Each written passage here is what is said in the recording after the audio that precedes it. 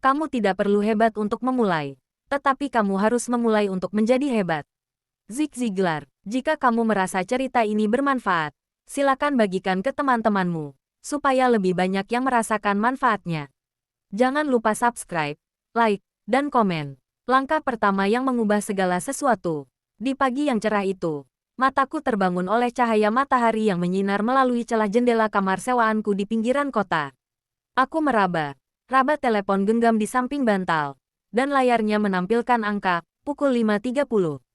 Seperti biasa, pikiranku langsung terbang ke daftar tugas yang menumpuk, mengantar makanan pesanan sampai sore, membersihkan toko buku sore itu, dan mungkin menyisakan waktu semalam untuk menulis skrip video yang sudah tertunda selama seminggu.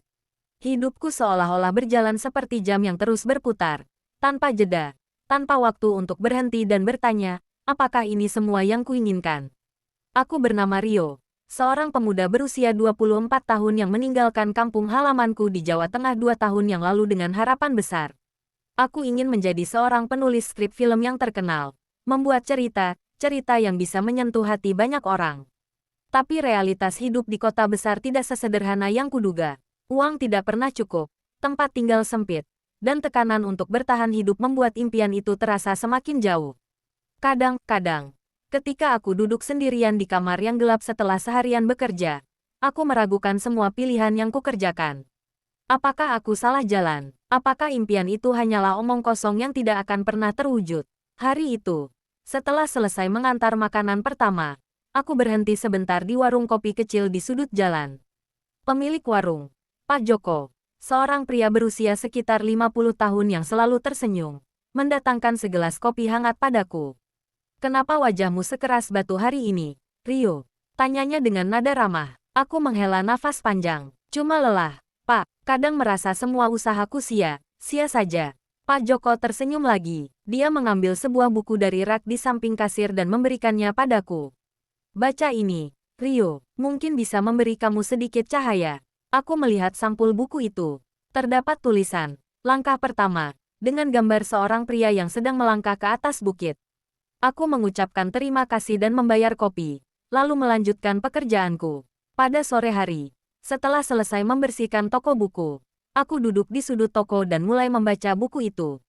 Cerita pertama di dalam buku, Kue yang Menghubungkan Dunia. Isi buku itu pertama kali membawaku ke cerita Bu Siti, seorang wanita berusia 45 tahun yang tinggal di perumahan sederhana di Jakarta Selatan.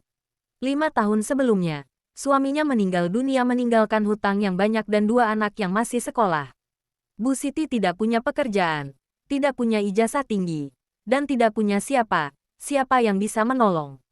Dia merasa terjebak dalam kegelapan, tidak tahu apa yang harus dilakukannya. Satu hari pagi, anak bungsunya, Rina, menangis karena ingin makan kue klepon yang biasanya dibeli suaminya. Bu Siti tidak punya uang untuk membelinya, jadi dia memutuskan untuk membuatnya sendiri. Dia ingat cara membuat klepon yang dia pelajari dari ibunya dulu, meskipun sudah lama tidak melakukannya. Dengan bahan yang sedikit yang ada di lemari, tepung beras, gula merah, dan kelapa parut, dia membuat beberapa butir klepon. Rina sangat menyukainya, dan bahkan meminta lebih banyak. Hari berikutnya, tetangganya yang melihat Rina sedang makan klepon menanya dari mana dia mendapatkannya. Ketika tahu bahwa Bu Siti membuatnya sendiri, tetangganya meminta untuk membelinya. Bu Siti merasa terkejut, tapi dia setuju. Dia menjual 10 butir klepon seharga Rp5.000. Itu adalah uang pertama yang dia peroleh setelah suaminya meninggal. Dari situlah semuanya dimulai. Setiap hari, Bu Siti membuat klepon dan menjualnya ke tetangga. Seiring waktu, permintaannya semakin banyak. Dia mulai menambahkan jenis kue lain, serabi, onde, dan putu ayu. Dia meminta bantuan dari anaknya yang sudah cukup besar, dan mereka bekerja bersama di dapur rumah yang sempit. Tantangan tidak pernah hilang. Kadang-kadang, dia kehabisan bahan dan tidak punya uang untuk membelinya lagi. Kadang-kadang, cuaca buruk membuat orang tidak mau keluar rumah, sehingga penjualannya menurun.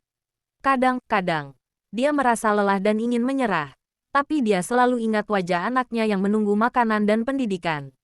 Setelah setahun, Bu Siti memiliki cukup uang untuk menyewa tempat kecil di pasar terdekat. Dia membuka warung kue yang diberi nama Kue Rina untuk menghormati anaknya. Penjualannya semakin membaik, dan dia mulai menyewa pekerja tambahan. 5 tahun kemudian, Kue Rina telah menjadi rantai warung kue dengan 5 cabang di berbagai daerah Jakarta. Bu Siti tidak hanya mampu membayar hutang suaminya, tapi juga mampu mengirim anaknya ke sekolah yang baik dan membeli rumah baru.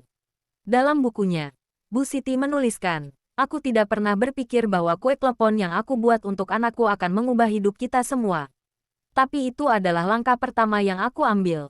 Langkah yang tampak kecil, tapi berarti begitu banyak bagi kita." Baca cerita Bu Siti membuat hatiku terasa hangat. Aku merasa bahwa dia seperti melihat diriku sendiri, terjebak dalam kesulitan, tapi memiliki sesuatu yang bisa diberikan kepada dunia. Cerita kedua di dalam buku, Usaha Kecil yang Menjadi Raja. Cerita berikutnya di dalam buku itu adalah tentang Pak Anton, seorang pria berusia 35 tahun yang bekerja sebagai karyawan swasta di sebuah perusahaan besar. Suatu hari, dia tiba dipecat karena perusahaan mengalami kesulitan keuangan. Pak Anton merasa terkejut dan putus asa. Dia memiliki istri dan 3 anak yang bergantung padanya, dan dia tidak punya uang tabungan yang cukup. Selama beberapa minggu, Pak Anton mengajukan lamaran kerja ke berbagai perusahaan, tapi tidak ada yang menerima dia. Dia merasa semakin putus asa, dan kadang dia malah tidak mau keluar rumah. Satu hari, istri dia, Bu Lina, berkata padanya, "Kamu selalu pandai memperbaiki barang rusak. Mengapa tidak kamu gunakan kemampuan itu untuk membuat uang?" Pak Anton berpikir sejenak. Dia memang suka memperbaiki barang elektronik, seperti telepon genggam, laptop, dan televisi. Tapi dia tidak pernah berpikir untuk membuatnya sebagai pekerjaan. Tapi karena tidak ada pilihan lain, dia memutuskan untuk mencobanya. Dia membuat spanduk kecil yang menulis PEMBAIKI elektronik dan menempelkannya di depan rumah. Hari pertama, tidak ada orang yang datang. Hari kedua, juga tidak ada. Hari ketiga, seorang tetangga datang dengan telepon genggam yang rusak. Pak Anton memperbaikinya dengan cepat, dan tetangga itu membayarnya seharga Rp20.000. Itu adalah uang pertama yang dia peroleh setelah dipecat. Seiring waktu, semakin banyak orang yang tahu tentang kemampuannya. Dia mulai menerima lebih banyak pesanan, dan dia bahkan harus bekerja sampai larut malam. Tapi tantangan masih ada. Kadang-kadang, dia tidak punya bagian pengganti yang dibutuhkan, dan dia harus pergi ke tempat yang jauh untuk membelinya. Kadang-kadang, barang yang dia perbaiki rusak lagi, dan dia harus memperbaikinya lagi tanpa membayar. Kadang-kadang, dia merasa lelah dan ingin menyerah, tapi dia selalu ingat tanggung jawabnya terhadap keluarga. Setelah setahun, Pak Anton memiliki cukup uang untuk menyewa tempat kecil di jalan raya. Dia membuka bengkel elektronik yang diberi nama Anton Elektronik. Dia mulai menyewa pekerja tambahan, dan dia bahkan mulai menjual barang elektronik baru.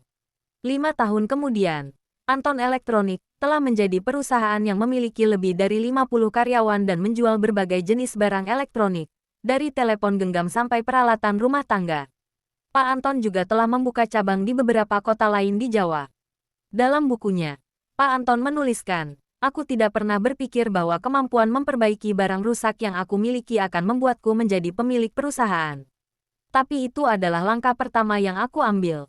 Langkah yang tampak tidak berarti, tapi membawaku ke tempat yang aku tidak pernah bayangkan sebelumnya." Cerita Pak Anton membuat hatiku berdebar-debar. Aku merasa bahwa jika dia bisa melakukannya, maka aku juga bisa. Cerita ketiga di dalam buku, Lukisan yang Memberikan Cahaya. Cerita ketiga di dalam buku itu adalah tentang Siti, seorang anak muda berusia 20 tahun yang menyukai melukis. Dia telah melukis sejak dia kecil, tapi dia selalu takut untuk menunjukkan karyanya ke orang lain. Dia merasa bahwa karyanya tidak bagus cukup, dan dia takut akan kritik dan ejekan. Satu hari, gurunya di sekolah menyarankan padanya untuk mengirimkan sebuah lukisannya ke pameran seni yang akan diadakan di kota. Siti merasa takut, tapi dia juga merasa penasaran. Dia memutuskan untuk mencobanya. Dia memilih lukisan terbaiknya, yang berjudul Cahaya Pagi, yang menggambarkan matahari yang menyinar di atas bukit dan memberikan cahaya pada dunia. Dia mengirimkan lukisannya ke panitia pameran, dan dia menunggu dengan penuh harapan. Beberapa hari kemudian, dia menerima surat dari panitia yang mengatakan bahwa lukisannya telah diterima dan akan dipajang di pameran. Siti merasa senang dan gugup pada saat yang sama. Pada hari pameran, Siti datang ke tempat pameran dengan orang tuanya. Dia melihat lukisannya dipajang di dinding bersama dengan karya dari seniman lain. Dia merasa bangga, tapi dia juga merasa takut untuk mendengar pendapat orang lain. Tiba-tiba, seorang pria yang berpakaian rapi mendekatinya. "Lukisanmu sangat indah," katanya. Dia memberikan rasa harapan dan semangat pada siapapun yang melihatnya. "Apakah kamu bersedia menjualnya padaku?" Siti merasa terkejut. Dia tidak pernah berpikir bahwa seseorang akan mau membeli lukisannya. Dia setuju. Dan pria itu membayarnya seharga 500.000 rupiah. Itu adalah uang pertama yang dia peroleh dari hasil karyanya. Seiring waktu, semakin banyak orang yang tahu tentang kemampuannya. Dia mulai menerima pesanan untuk melukis. Dan dia bahkan mulai mengikuti kursus melukis yang lebih lanjut. Dia juga mulai menunjukkan karyanya di berbagai pameran seni di kota dan luar kota. Beberapa tahun kemudian, Siti telah menjadi seniman yang terkenal. Dan karyanya telah dibeli oleh orang dari berbagai negara. Dalam bukunya, Siti menuliskan, "Aku tidak pernah berpikir bahwa lukisan yang aku buat hanya untuk diri sendiri akan membuatku menjadi seniman yang terkenal. Tapi itu adalah langkah pertama yang aku ambil. Langkah yang tampak menakutkan, tapi membawaku ke dunia yang penuh dengan kemungkinan." Setiap cerita di dalam buku itu membuat hatiku berdebar-debar. Aku merasa seperti ada seseorang yang sedang berbicara langsung padaku, memberitahuku bahwa impianku tidak mustahil. Hanya saja, aku perlu berani untuk memulai. Malam itu, aku mulai menulis. Malam itu, aku pulang ke kamar sewaanku dengan hati yang penuh semangat. Aku mengambil laptopku yang sudah usang dan mulai menulis. Aku tidak berpikir tentang apakah skrip itu bagus atau tidak. Aku hanya menulis, mengeluarkan semua pikiran dan perasaan yang ada di dalam hatiku. Skrip yang aku tulis berjudul, "Langkah Pertama." Ceritanya tentang seorang pemuda yang meninggalkan kampung halamannya untuk mengejar impiannya di kota besar. Tapi dia menghadapi banyak kesulitan dan tantangan. Pada akhirnya, dia menemukan kekuatan di dalam dirinya sendiri untuk mengambil langkah pertama dan mengubah hidupnya. Aku menulis sampai dini hari, dan ketika aku selesai, aku merasa segar dan penuh energi seperti belum pernah ada sebelumnya. Aku membaca skrip itu sekali lagi, dan meskipun aku tahu bahwa masih ada banyak yang perlu diperbaiki, aku merasa bangga pada apa yang telah kukerjakan. Itu adalah karya pertamaku yang aku benar-benar puaskan. Hari berikutnya, aku mengirimkan skrip itu ke beberapa perusahaan produksi film di kota. Aku tidak mengharapkan banyak, tapi aku merasa lega karena sudah melakukan sesuatu. Beberapa hari kemudian, aku menerima email dari salah satu perusahaan produksi. Mereka mengatakan bahwa mereka menyukai skripku dan ingin bertemu denganku untuk membicarakannya lebih lanjut.